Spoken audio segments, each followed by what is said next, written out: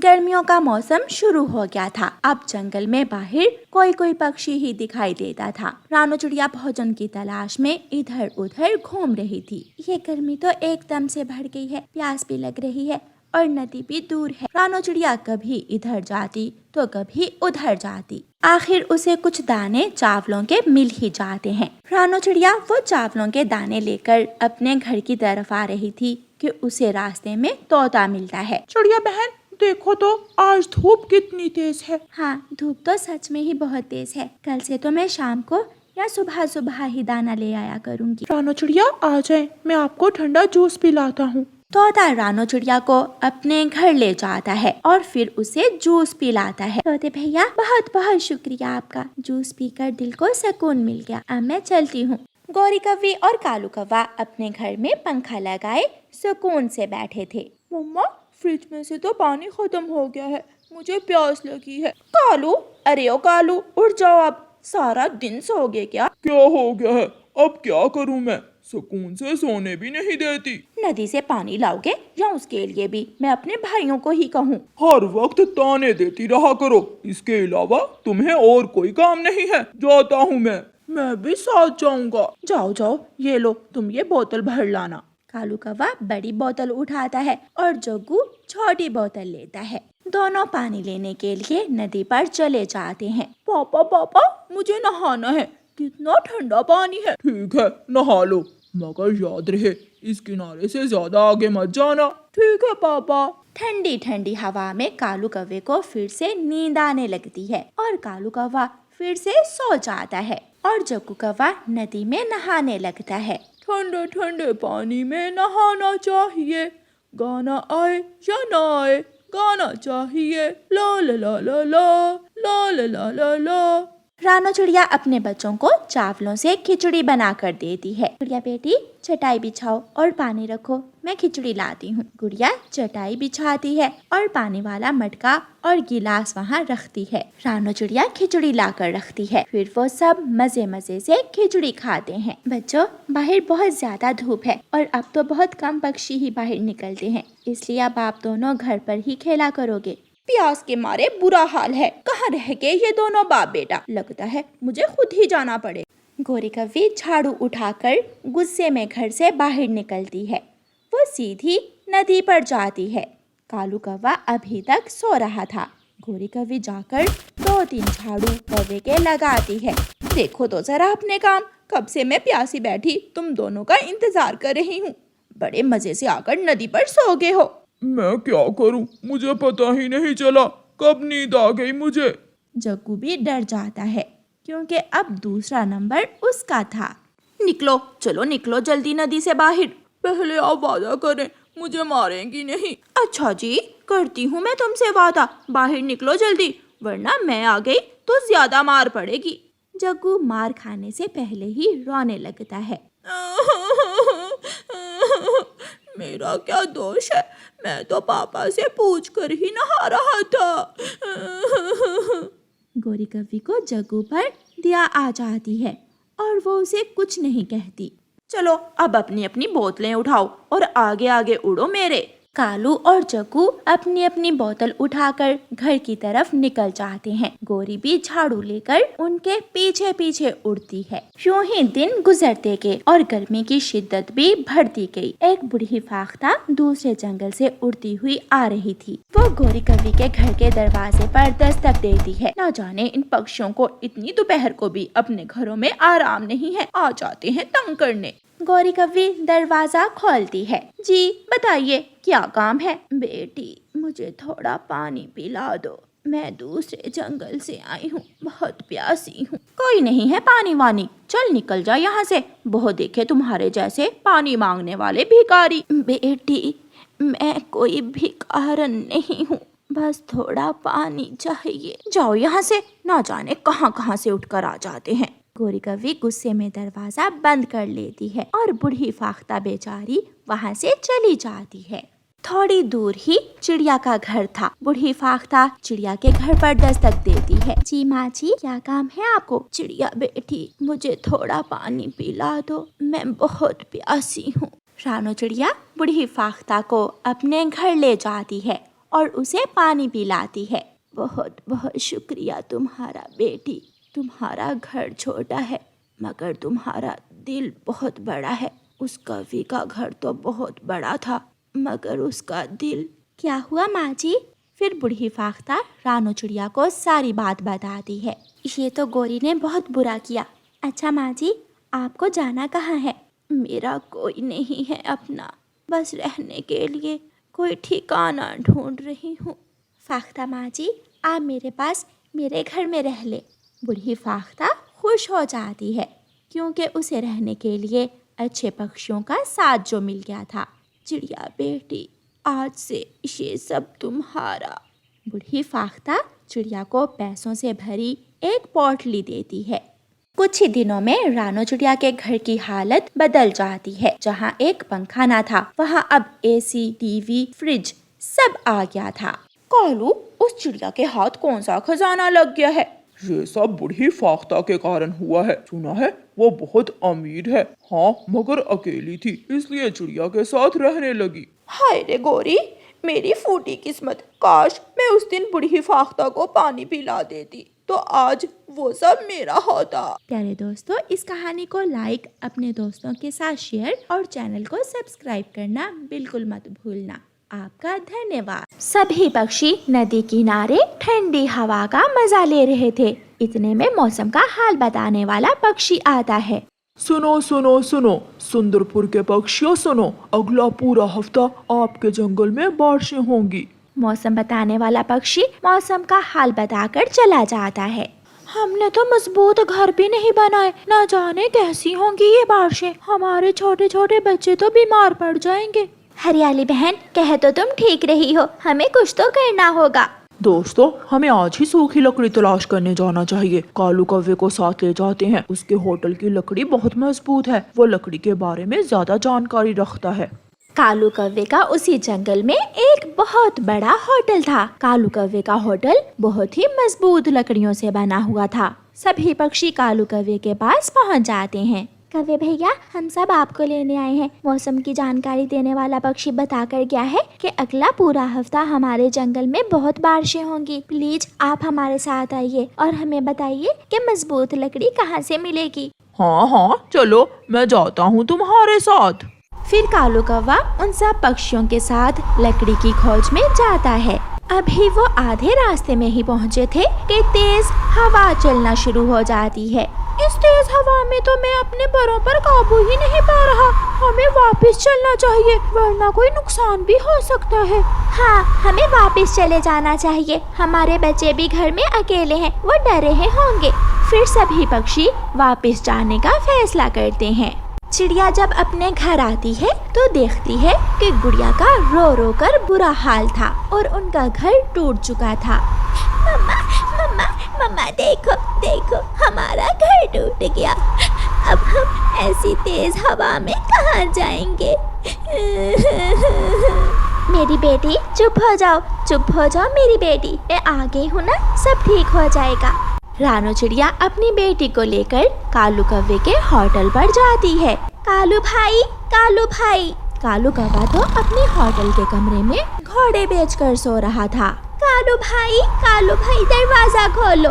कालू झट से उठता है और दरवाजा खोलता है। रानो, तुम आ जाओ, जल्दी से अंदर आ जाओ। रानो चिड़िया होटल के अंदर चली जाती है। रानो, सब ठीक तो है? इतनी तेज हवा में तुम यहाँ? कालू भैया, इस तूफान ने मेरा घर तोड़ दिया, इसलिए मैं आपके पास होटल का एक कमरा लेने आई हूँ। सारे कमरे ही खाली पड़े हैं, जो अच्छा लगे ले लो। क्यों, ऐसा क्यों है? आपके होटल के सारे कमरे क्यों खाली पड़े हैं? पता नहीं क्या वजह है। तभी चिड़िया होटल के कमरों के किराए की रेट लिस्ट देखती है। कालू भाई, आपके रेट बहुत ज्यादा हैं, इसे जरा कम करो। अगर आप ऐसा करोगे तो जब तक पक्षियों के घर नहीं बन जाते वो आपके होटल में ही रहेंगे और आपको बहुत मुनाफा होगा। हाँ चिड़िया, बात तो तुम्हारी ठीक है, मैं ऐसा ही करता हूँ। फिर कालू कौवा रेट लिस्ट बदल देता है और कमरों का किराया बहुत कम कर देता है। इस तरह सभी पक्षी कम रेट देखकर कालू कौवे के होटल में रहने के लिए आ जाते हैं। रात होने के साथ ही बारिश भी शुरू हो जाती है। उसी रात दूसरे जंगल से दो चोर उल्लू उस जंगल में आते हैं। बड़े भाई, ये क्या, सारे घर तो खाली हैं, हमारा काम तो और आसान हो गया। समेट लो, सब कुछ समेट लो, कुछ मत छोड़ना। वो चोर उल्लू सभी पक्षियों के घरों से कीमती चीजें चुराकर भाग जाते हैं। अगले दिन जब बारिश रुकती है तो पक्षी अपने घरों को देखने के लिए आते हैं। ये क्या हो गया, हम तो लुट गए, बर्बाद हो गए, हमारा सब कुछ चोर चोरी करके ले गया। सभी पक्षी मिलकर राजा चील के पास जाते हैं। जाओ सिपाहियों, जंगल का चप्पा चप्पा छान मारो। दूसरी तरफ जब चोर उल्लू चोरी करके अपने घर जाते हैं तो उनके घर तो टूट चुके थे। बड़े भाई, हमें जल्द से जल्द किसी सुरक्षित जगह जाना होगा, वरना राजा चील हमें छोड़ेगा नहीं। मैं एक होटल जानता हूँ, हमेशा खाली ही रहता है, क्यों ना हम वहाँ चले जाएं। फिर वो दोनों चोर उल्लू कालू कौवे के होटल में आ जाते हैं। कालू कौवा दरवाजा खोलता है। चुपचाप अंदर आने दो, वरना हम तुम्हें जान से मार देंगे। हम यहाँ सिर्फ एक रात रुकेंगे, सुबह होते ही चले जाएंगे। कालू कौवा उन्हें पहचान लेता है कि वो तो चोर उल्लू हैं। हाँ हाँ उल्लू जी, आप जब तक चाहें मेरे होटल में रह सकते हैं। चोर उल्लू जैसे ही कमरे में जाते हैं तो कालू कौवा बाहर से दरवाजे की कुंडी लगा देता है और चील राजा और बाकी पक्षियों को बुलाता है। चील राजा कालू कौवे से बहुत खुश होता है। शाबाश कौवे, तूने तो बहुत बड़ा काम किया है, तुम्हें इसका बहुत बड़ा इनाम मिलेगा। चील राजा, हमने कोई चोरी नहीं की। पक्षी अपने सामान को पहचान लेते हैं और अपना अपना सामान वापस ले लेते हैं। चील राजा दोनों चोर उल्लुओं को जेल में डाल देता है और कालू कौवे को इनाम देता है। कालू कौवे को भूख लगी हुई थी। कालू कौवा उड़ता हुआ रानो चिड़िया के घर के पास आकर बैठ जाता है। वो इधर उधर देखता है। अभी तक चिड़िया लौट कर नहीं आई। चिड़िया के घर में बारिशों के लिए जमा किया हुआ दाना चुरा कर खाता हूँ और अपना पेट भरता हूँ। कालू कौवा ये सोचकर रानो चिड़िया के घर में जाता है। वो घर में जाकर रसोई में देखता है और फिर ऊपर शेल्फ पर चिड़िया का रखा हुआ दाना उसे नजर आता है। कौवा झट से छलांग लगाकर शेल्फ पर बैठ जाता है और मजे मजे से चिड़िया का दाना खाने लगता है। गुड़िया और कुकू बेटा, आप ये अनाज की टोकरी लेकर घर जाओ और मैं मीठा फल ढूंढ कर लाती हूँ। मम्मा जल्दी आना, आसमान पर बादल छा रहे हैं, ऐसा ना हो कि बारिश शुरू हो जाए। कुकू बेटा बहन के साथ ही रहना, मैं जल्दी लौट कर आऊंगी। मम्मा चिड़िया मीठा फल लेने आगे चली जाती है और दोनों बच्चे वापस घर को उड़ते हैं। कालू कौवा आधा दाना खा लेता है और बाकी का आधा दाना उठाकर वहाँ से भाग जाता है। गुड़िया और कुकू जब अपने घर पहुँचते हैं तो अपने घर में जमा किया हुआ दाना ना देखकर एक दूसरे से कहते हैं, कुकू भाई वहाँ शेल्फ पर जो दाना था वो कहाँ गया? इतना सारा दाना मैंने तो नहीं खाया, शायद कोई चोर चुरा कर ले गया है। हमें जल्दी से मम्मा को बुला कर लाना चाहिए। गुड़िया अपने घर से निकली ही थी कि बारिश शुरू हो जाती है। गुड़िया वापस घर में आ जाती है। कुकू भाई बाहर तो बारिश शुरू हो गई है, मम्मा भी घर लौटकर आने ही वाली होंगी। चिड़िया चिड़िया यहाँ आ जाओ, बारिश रुकेगी तो चली जाना। अपने घर की खिड़की से तोता चिड़िया को आवाज देता है। नहीं तोते भाई, मुझे जाना है, मेरे बच्चे घर में अकेले हैं। लेकिन मम्मा चिड़िया तेजी से उड़ती हुई वहाँ से गुजर जाती है। मम्मा चिड़िया जब घर पहुँचती है तो बच्चे अपनी मम्मा को बताते हैं, मम्मा शेल्फ पर जो दाना था वो कोई चुरा कर ले गया है।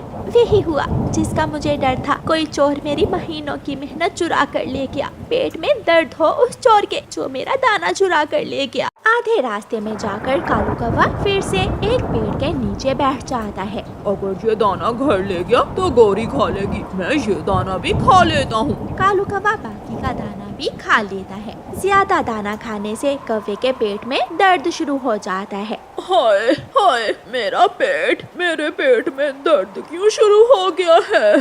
कौवा बहुत मुश्किल से उड़ता हुआ अपने घर जाता है और घर जाते ही घोंसले में गिर जाता है। गौरी मुझे बचा लो, मेरे पेट में बहुत दर्द है।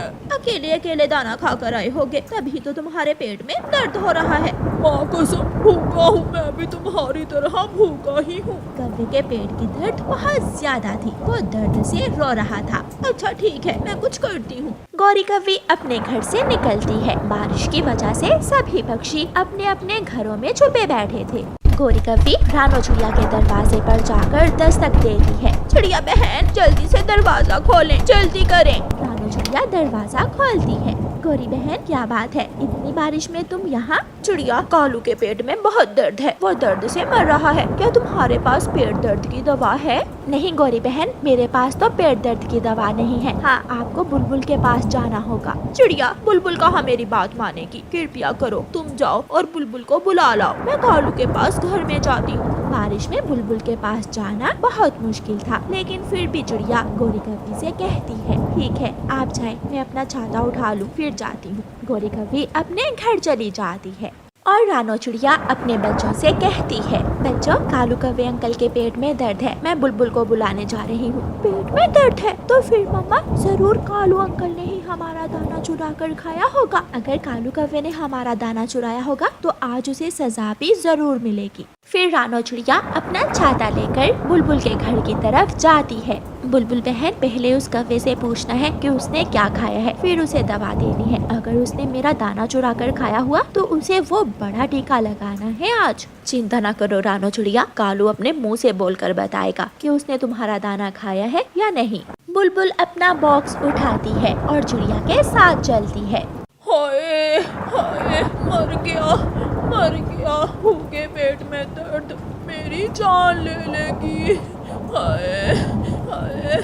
शेर दर्द भूखे पेट की नहीं है, मुझे तो कुछ और ही लग रहा है। चिड़िया भी बुलबुल को साथ लेकर पहुंच जाती है। बाहर तो बहुत तेज बारिश है, बहुत मुश्किल से आई हूँ मैं बुलबुल को लेकर। हाँ भी कौवे बताओ कहाँ दर्द है? यहाँ यहाँ पूंछ से ऊपर पंख के पास बहुत बहुत ज्यादा दर्द है। लो ये दवा पी लो। बुलबुल कौवे को दवा पिलाती है। नहीं रुका, दर्द नहीं रुका, दवा पीने से भी दर्द नहीं रुका।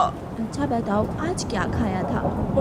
मैं तो भूखा हूँ। ये दर्द भूखे पेट की नहीं है, अगर सच नहीं बताओगे तो तुम इस दर्द से मर जाओगे। माँ कसम, दो दाने खाए थे। कौवे की ये बात सुनकर गोरी कौवी कालू कौवे को घूर कर देखने लगती है। 2 दाने बाजरे के खाए थे या मकई के?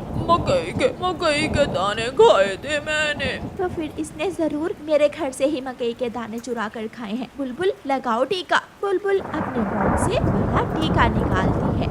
ना मेरे टीका मत लगाना, मैंने तो दाना खेत से खाया था। अगर सच बताओगे तो फिर ही तुम्हारे पेट की दर्द रुकेगी। वहाँ चिड़िया के घर में शेल्फ पर ढेर सारा दाना, मैंने सारा ही दाना खा लिया और फिर मेरे पेट में दर्द शुरू हो गई। हाँ आप बताइए ना सच्ची बात। कमबख्त, मुझसे कब का झूठ बोल रहा है कि मैं भूखा हूँ। चिड़िया इसकी टांगे पकड़ो। फिर रानो चिड़िया कौवे की टांगे पकड़ती है और गोरी कौवी कालू की पूंछ। बुलबुल डॉक्टर बड़ा टीका कौवे की पीठ पर लगाती है। मर गया, मुझे बचाओ मुझे, मैं फिर कभी दाना चुरा कर नहीं खाऊंगा।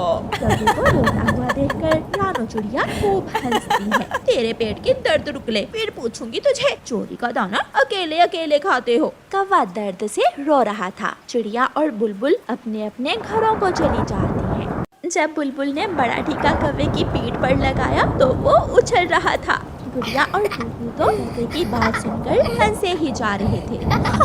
मम्मा फिर क्या हुआ? फिर क्या होना है, अब जब कौवे के पेट की दर्द रुकेगी तो गोरी से मार पड़ेगी। वही होता है। खिड़की के सामने से कौवा भागता हुआ गुजरता है और पीछे ही गोरी कौवी झाड़ू उठाकर अपना पेट भरकर घर आ जाते हो और मेरे लिए एक दाना भी नहीं लेकर आते हो। गोरी और कालू को देखकर चिड़िया के बच्चे तो हंस हंस कर पागल हो रहे